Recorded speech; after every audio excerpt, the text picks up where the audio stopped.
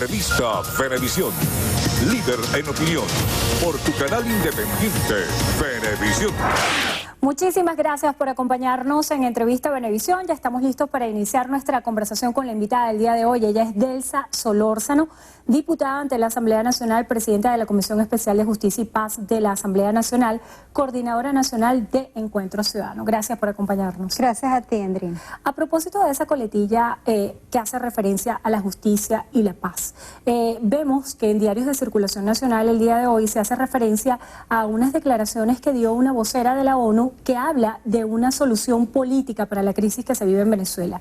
¿Piensa usted que es posible una solución política en el punto en el cual se encuentra el país hoy, hablando en términos políticos? Fíjate tú, el país hoy requiere una solución y ojalá que esa solución sea cercana, próxima y beneficiosa para cada ciudadano.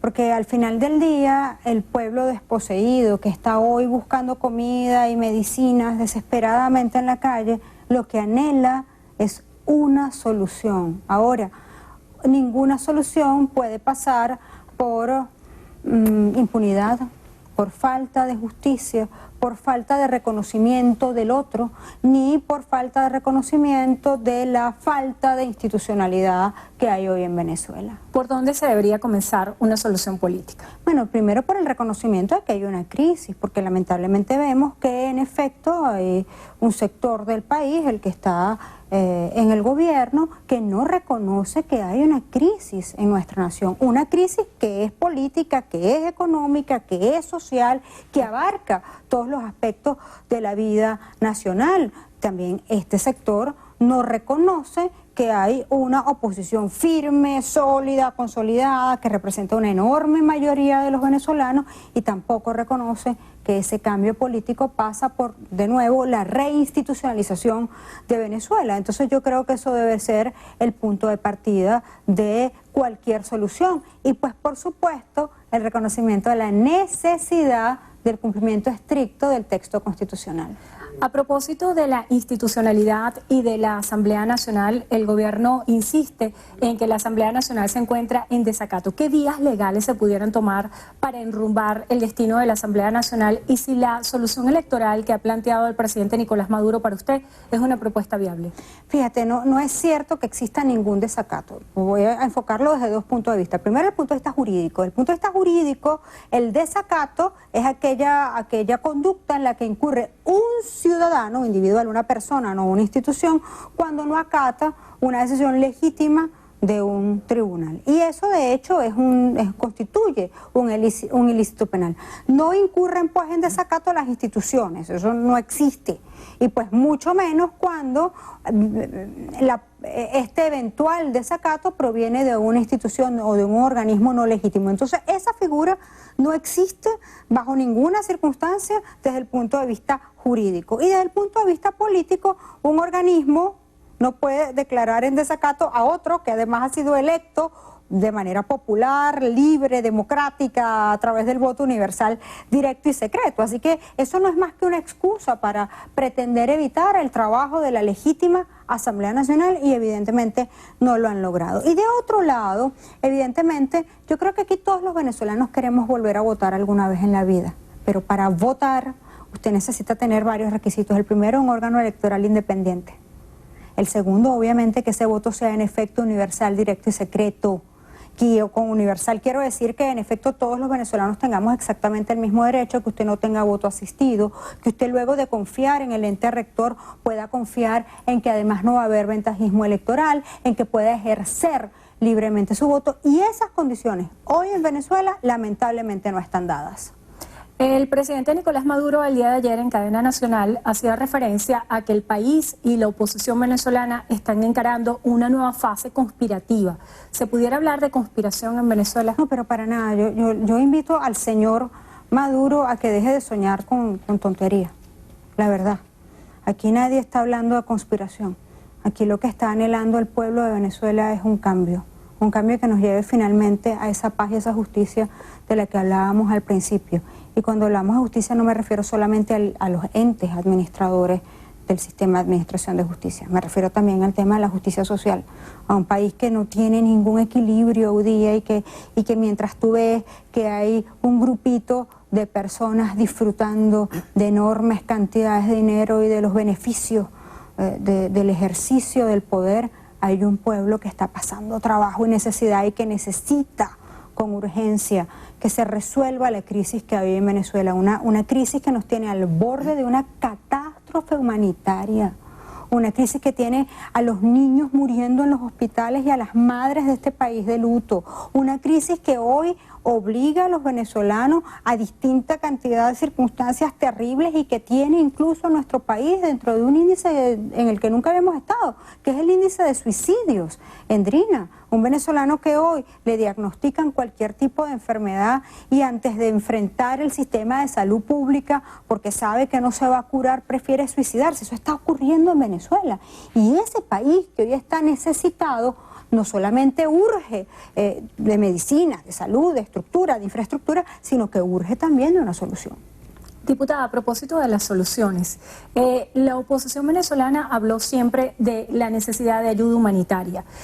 ¿Cómo se ha articulado esa entrega de la ayuda humanitaria para dar respuesta a esta situación de contingencia que usted describe? ¿Cuál ha sido el rol de dar respuesta por parte de la oposición? Fíjate, lamentablemente nosotros no hemos podido tener acceso, eso tengo que decirlo, a poder distribuir o tramitar todo el tema que tiene que ver con la ayuda humanitaria, a pesar de que ha sido la Asamblea Nacional el pivote, por llamarlo de alguna manera, de conseguir la ayuda humanitaria para nuestro país. Lo poco que se ha logrado ingresar a Venezuela, que no ha sido el 100% de lo conseguido, y eso hay que decirlo, se ha distribuido una parte a través de algunos organismos, la Iglesia, la Cruz Roja, en fin, y otra muy minúscula parte a través de distintas organizaciones no gubernamentales. Sabemos que hay más ayuda humanitaria, pero lamentablemente no ha habido forma de que se permita el ingreso al país, y eso evidentemente tiene hoy a nuestros hospitales, a nuestros organismos de la Iglesia Católica, por ejemplo, que se dedican a dar comida a millones de personas en todo el país, y lo digo con propiedad. Por ejemplo, nosotros en Los Teques tenemos un convento, el convento de las Hermanas del Sagrado Corazón, que alimentan a más de 1000 personas diarias, solamente en Los Teques. Eso se multiplica a través de la iglesia en todo el país. Tristemente es poco lo que se ha podido suministrar a estos organismos para que en efecto la ayuda humanitaria sea una realidad y pueda de algún modo soslayar la grave crisis que hoy estamos viviendo los venezolanos. Diputada, cuando hemos tenido la oportunidad de hablar con voceros del gobierno, ellos insisten en que parte de la crisis en gran medida obedece a la política promovida por factores de la oposición venezolana que buscan políticas de sanciones. ¿Qué le responde usted a ellos? Sí, es que, a ver, engañar y mentir parece ser parte de lo que ellos practican, y lo peor es que creen que la ciudadanía es tonta y se sigue comiendo los cuentos, ¿no? Cuando la realidad es que, según Transparencia Internacional, Venezuela ocupa uno de los puestos de los países del mundo con mayor índice de corrupción. En Venezuela se habla de gran corrupción, que es un término técnico para tratar aquellos casos donde la corrupción excede límites imaginables por la gente. Entonces, lo que está ocurriendo en Venezuela, la realidad, uno, es que las sanciones son individuales. No es verdad que son para el país.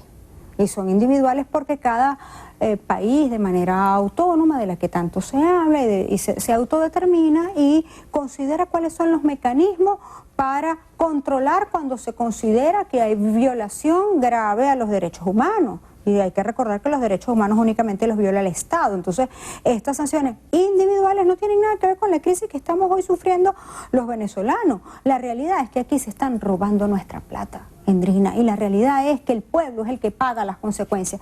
Y nosotros los vemos en la calle cuando, de nuevo, vuelvo a lo que decía antes, vemos un grupito de privilegiados que gozan de todos los lujos que se puede uno imaginar mientras el pueblo está pasando hambre y necesidad. Diputada, en Venezuela se puede hablar de presos políticos. Le voy a hacer referencia a unas cifras que publicó recientemente la ONG Foro Penal Venezolano, en el cual dice que aumenta 793 la lista de presos políticos. Cuando hemos podido conversar con voceros del gobierno, ellos insisten en que en Venezuela no existen presos políticos, existen políticos que han cometido delitos comunes y que no existen en Venezuela esa figura. ¿Qué responde usted? Qué doloroso, ¿no? Evidentemente cuando hay un preso político es porque es un preso del Estado, ¿no? Hay ciudadanos que no han tenido nunca una vinculación política, que nunca la tuvieron y que están presos por escribir algo en su cuenta Twitter. Esa es la realidad. Hay una enorme cantidad de ciudadanos en esa lista de más de cerca de 800 presos políticos que en efecto nunca han sido dirigentes políticos. Y si fueran dirigentes políticos, esa no es una razón para estar en prisión. Las razones para estar en prisión las conocemos todas y están descritas de manera clara tanto en el Código Penal como en todas las leyes del ilícito penal colateral que existen en Venezuela. Hoy tristemente hay una enorme cantidad de ciudadanos que están tras las rejas simplemente por pensar diferente, por pensar de manera diferente y por atreverse a expresarlo. Porque, por ejemplo, podemos hablar de parlamentarios como Gilbert Caro. ¿Qué se ha sabido de ese caso? Gilbert ni siquiera fue presentado jamás ante los tribunales. Esa es la realidad. Gilbert va para mes y medio desaparecido. Desaparecido. ¿Dónde está? Gilbert Caro es una gran pregunta, pero además, ¿qué fue lo que hizo? Es otra pregunta. Porque si hubiera cometido algún delito, por lo menos lo hubieran presentado en tribunales. Aun cuando sea como a los demás presos políticos que uno no sabe para qué los llevan, porque les violan el debido proceso, les violan el derecho a la defensa, les violan el derecho al juez natural, en fin. Pero a Gilbert ni siquiera le han dado ese derecho. O casos como el del parlamentario Juan Requesens, que está hoy en prisión. Todos vimos a lo que sometieron a Juan Requesens, así como todo el país vio, por ejemplo, a lo que sometieron a Fernando Albán, que ni siquiera llegó tampoco nunca a ser presentado ante tribunales y los resultados ya lo conoce el país. El caso del diputado Edgar Zambrano, ¿qué se ha podido conocer? La esposa denuncia que está desaparecido, que no conoce de su paradero. Sí. ¿Cuál es la realidad de este caso? ¿Se ha podido tener conocimiento del procedimiento que se adelanta? No ha habido ningún tipo de conocimiento porque además al diputado Zambrano, primer vicepresidente de la Asamblea Nacional, se le prohibió que tuviera contacto con sus abogados de confianza. Se le designaron aparentemente, según lo que hemos podido conocer a través de la prensa, porque no lo hemos podido ver, ni sus familiares, ni sus abogados, ni ninguna otra persona ha podido tener acceso al diputado Zambrano. Se presume que fue presentado ante tribunales, tampoco se le ha permitido a sus abogados de confianza tener acceso a las actas del expediente y se presume, por la información periodística, reitero, que se encuentra en Fuerte Tiuna, pero la realidad es que nadie lo ha visto. En tal sentido, el diputado Zambrano está también sometido a una situación de desaparición forzada, según la ONU. La propia Organización de Naciones Unidas, a través de la oficina de la señora Michelle Bachelet, ha emitido una alarma para los casos de los diputados Zambrano y Caro por la condición de desaparición forzada de ambos. El Consejo de Seguridad Permanente de Defensa y Seguridad de la Nación está en sesión continua para garantizar la paz en Venezuela. ¿Piensa usted que existen amenazas inminentes a la democracia y a la paz de Venezuela hoy? Es que en Venezuela pensar en democracia es bastante dudoso, ¿no? Cuando, si no hay instituciones, si no hay libertad de expresión plena, porque no la hay, esa es la realidad. Si usted no puede decir que tiene acceso a la salud, si usted no tiene acceso a la vivienda, si usted no tiene acceso a la alimentación, si usted no tiene acceso a poder, por ejemplo, ver completamente la sesión de la Asamblea Nacional, ¿se puede hablar de democracia en el país? Yo creo que la gente conoce bien la respuesta. Un mensaje final para la audiencia.